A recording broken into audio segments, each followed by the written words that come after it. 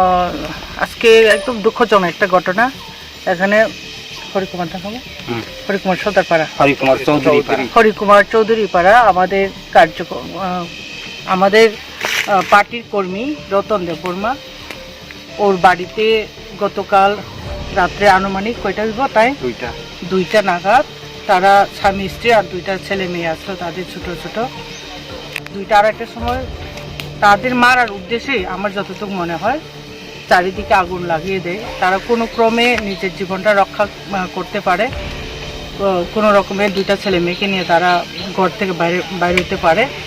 সঙ্গে সঙ্গে তাদেরকে বেড়ার ঘর ছিল বোধহয় না, বেড়ার ঘর মানে আগুন লাগার সাথে সাথেই পুরো 5 মিনিটের মধ্যে সব শেষ, আমি যতটুকু শুনলাম।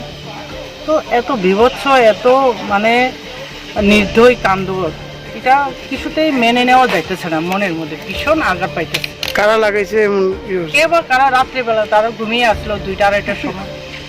তো এই ঘটনাটা ভীষণ নিন্দনীয় ঘটনা, আমি তীব্রভাবে এটা নিন্দা করি। কারোর দিকে অভিযোগ আসেনি যে কারা লাগাইছে?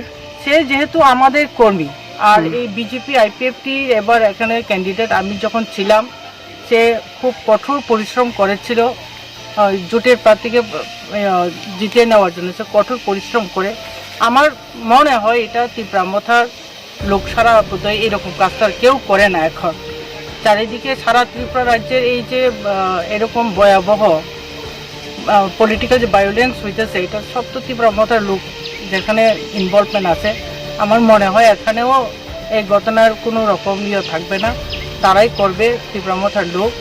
তো আমার রিকোয়েস্ট থাকবো আপনাদের মিডিয়ার মাধ্যমে, এইরকম ভায়োলেন্স আর কতদিন চলবো, কতদিন করবো তারা? 1 তারিখ রাতে গতকাল হয়েছিল ব্যাপারটা, 10 তারিখ অলরেডি কাউন্টিং শেষ, তারা অলরেডি অরটেকিং টুকিং সব কিছু হয়ে গেছে। কিন্তু এখন তো প্রশাসনিক কাজকর্মে লিপ্ত থাকার কথা মানুষের, যে দলই জিতুক, হ্যাঁ, জনগণের কল্যাণের জন্য কাজ করার, মনোযোগ সহকারে কাজ করার কথা। এখনও যদি এই বাড়িঘর আগুন লাগানো, মারপিট করা, এইগুলির মধ্যে যদি আমরা লিপ্ত থাকি, তো কোন সময় তারা জনগণের জন্য কাজ করবে? সেটাই মারাত্মক ধরনের, আমার তীব্রভাবে নিন্দা জানাই। এই সমস্ত ঘটনা যাতে পুনরাবৃত্তি না হয় সেটার দিকে ওনার তো সবকিছু শেষ, সবকিছু শেষ একদম। দলীয় ভাবে আপনারা কি সাহায্য করবেন ওনাকে? আমি যতটুকু সম্ভব আমরা চেষ্টা করব ওনাকে সরকারি প্রশাসনের থেকে কি কি পাওয়া যেতে পারে, এটা আমি ইনস্ট্রাকশন দিছি। সে কালকে গিয়ে অফিসে যোগাযোগ করব, কিভাবে করতে লাগে সে বুঝিয়ে দিলাম। তো আমার তরফ থেকে আমি যতটুকু পারছি হেল্প করলাম। তো আবার আমরা কি জানি ডিসকাশন করব কিভাবে আরো হেল্প করতে পারি প্রশাসনিক তরফ থেকে বা আমাদের দলীয় তরফ থেকে। Thank you.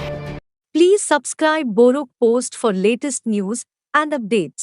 Follow Borok Post in borokpost.com, Facebook and Twitter.